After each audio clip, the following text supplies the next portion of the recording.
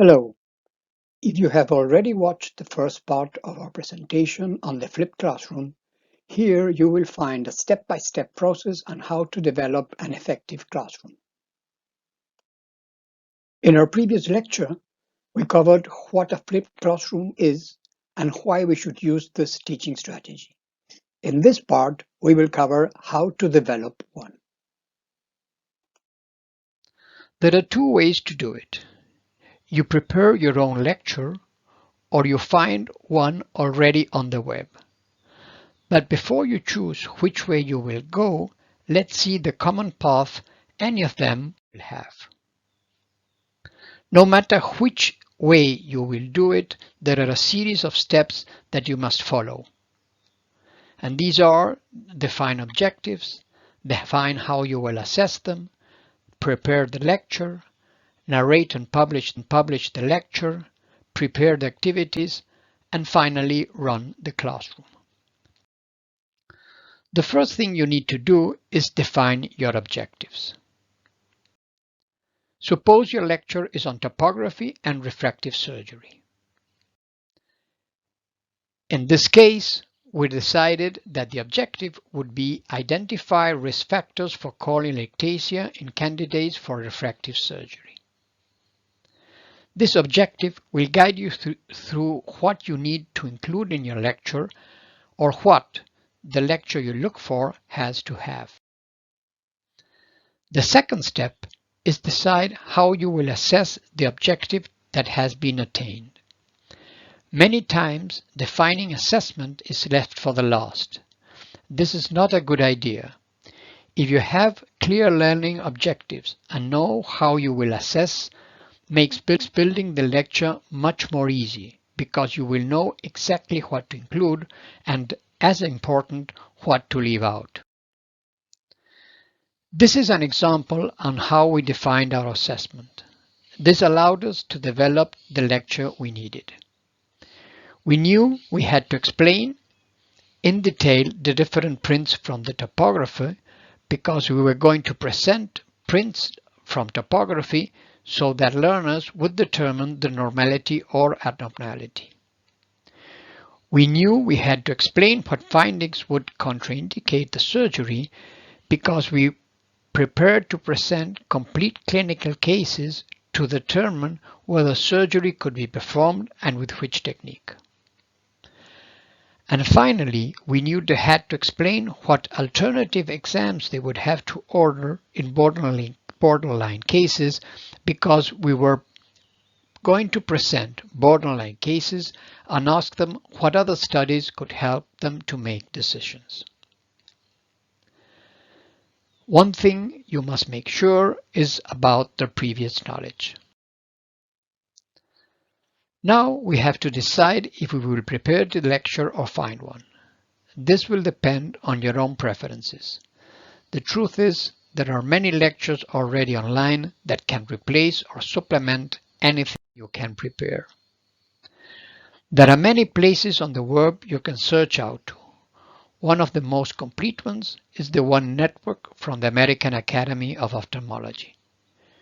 To access all of it, you need to be a member, but if you're not, check with your local ophthalmological society. The American Academy has many arrangements with country societies where their members can access to one for free. Finally, we get now to record and publish the lecture. There are many ways of recording and publishing a lecture on internet. I will mention only the most easy and free ways to do this. One way is using PowerPoint.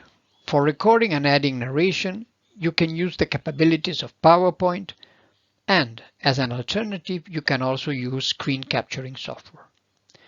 Using PowerPoint has the advantage you can narrate slide by slide, and it's always possible to go back and change the order of individual slides. Depending on the version of PowerPoint you're using, the screen and controls may change a little bit. On the latest versions, when you start recording, you get in the center the slide you're recording, and at the top the text of the notes you are recording. When you hit record, it asks you if you want to start at the beginning or at the slide you're in at that moment. A screen capture software has the advantage that you can include in your capture anything that appears in your screen. For example, if you want to show how to navigate a website. They usually allow you also to capture a video of yourself on the side. ScreenPal is a very convenient software that was once known as Screencast-O-Matic. Probably the easiest and free way to publish to the web is to use YouTube. YouTube also allows you to make your videos public or only accessible to those that have the link. You just have to go to your channel and click on the upload arrow. Especially if your videos do not have a menu, it's a good practice to keep them under 7 minutes. If your lecture is longer, this is not a problem since YouTube you can create playlists. This allows you to build sequences of short segments. ScreenPal has also a hosting service to store and stream your videos. Our next step is to prepare the activities. Ideally, all the activities should be in the apply range or above. The best activities for this is discussing and solving clinical scenarios. Nevertheless, I suggest always starting with knowledge questions. Why? One of the problems of the flipped classroom is that many times learners do not watch the lectures before time. So when they come to class and they have problems solving a case, you need to know if this has to do with lack of knowledge or problems with reasoning and applying knowledge. Once you're sure about the level of knowledge, you can go into discussing cases such as the following. In this case, learners had to decide if the risk for ectasia was low, moderate, or high. Or, in this case, they had to calculate the residual stroma post-LASIK and post-PRK and decide if surgery was a possibility.